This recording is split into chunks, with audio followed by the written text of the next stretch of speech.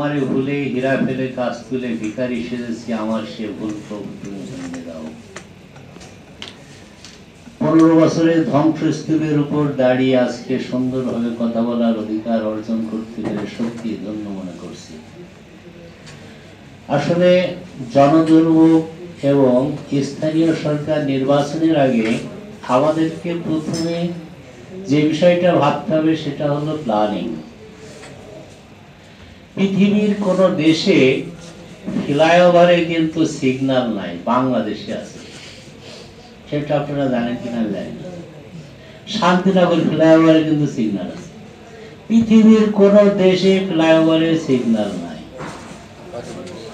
1/11 সময় যখন খালের পাশে বিল্ডিং কে রক্ষা করার জন্য বিভিন্ন জায়গায় দিন দরবার করে বেড়াইতেছিল, সেই খালের পাশে আরেকটা বিল্ডিং উঠাইছে, কিন্তু সেই খাল সরু হয়ে গেছে, এখন আর দিন দরবার নাই। কারণ কি? কারণ 7 রাস্তার মোড়ে আপনারা ডিজিএলআরএস ভবন দেখেন, ওখান থেকে ক্যাডাস্ট্রাল ম্যাপ চেঞ্জ করা হয়েছে, এখন ক্যাডাস্ট্রাল ম্যাপ 2। আপনারা ওই ক্যাডাস্ট্রাল ম্যাপ 1 নিয়ে খালকে উদ্ধার করেন, খালকে উদ্ধার করে জনদুর্ভোগ কমান, তাহলেই নগরবাসী শান্তি আসবে, মশামাছি দূর হবে। এমনিতেই যদি সাইদ খোকন আর তাপসের ঝগড়ার মতো ঝগড়া শুরু করেন তাহলে কোনোদিন এটা শেষ হবে না। গত সরকার স্থানীয় সরকার নির্বাচন এবং প্রশাসনিক বিকেন্দ্রীকরণ এক করে ফেলছিল। স্থানীয় সরকার নির্বাচন মহিলাদের রান্নাঘর পর্যন্ত পৌঁছে গেছিল, যে নৌকা নিয়ে আসতে পারলে সেই বাড়ির বউ হবে, নইলে না। আসলে সেটা নয়, মানুষের মধ্যে ঢুকতে হবে, মানুষের বিবেক জাগ্রত করতে হবে, ন্যায় নিষ্ঠার সাথে চলতে হবে, তখনই হবে দেশের সংস্কার এবং দেশ উন্নয়ন। আপনি যদি আগেই জাতীয় নির্বাচন দেন তাহলে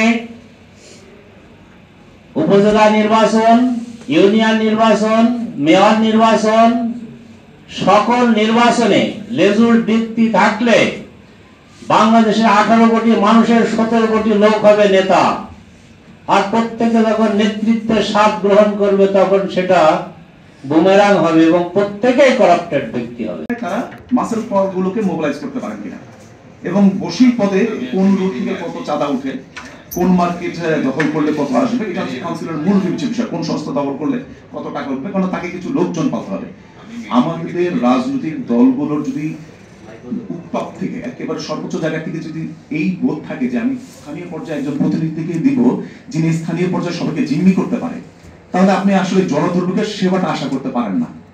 মানে আমরা জনগণই আসলে সেবা আশা করতে পারি না, আমরা জনগণ সেটা চাই কিনা সেবা, এটাকে ডিফাইন করতে হবে। আমরা আত্মীয় স্বজন পছন্দ করি, ইউনিয়ন সাহেব আমার আত্মীয়, ইউনিয়ন চেয়ারম্যান সাহেব বা মেম্বারের সাথে আমার ভালো রিলেশন আছে, আমাদের মনোযোগটাই তো ওরকম।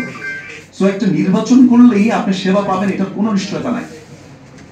এখন আবার নির্বাচনের বিরোধী কিনা, নির্বাচনটা লাগবে, স্থানীয় পর্যায়ে লোক না থাকলে আবার মিনিমাম সার্ভিসটাও দেওয়া সম্ভব হবে, এটাও সত্য। কিন্তু আমরা দেখেন আমরা বিভিন্ন পলিটিক্যাল পার্টিগুলি বিভক্ত হয়ে গেছি যে নির্বাচন কোনটা করতে পারে। আমি দুর্ভোগ নিয়ে আসলে আলোচনা করছি না, দুর্ভোগ সম্পর্কে সবাই জানি, আমরা সবাই জানি, আমরা সবাই প্রতিদিনকার প্রতি মুহূর্তে ভুক্তভোগী। এটা সংক্ষিপ্ত সময় যেহেতু বলতে হবে, এত এই বিষয়টা কেমন না। নির্বাচনের বিষয়টা হচ্ছে নির্বাচন নিয়ে বলা হচ্ছে যে নির্বাচন নিয়ে আমরা পরে চলে যাবো। আমরা তো নির্বাচন বিষয়টাই সংস্কার করিনি।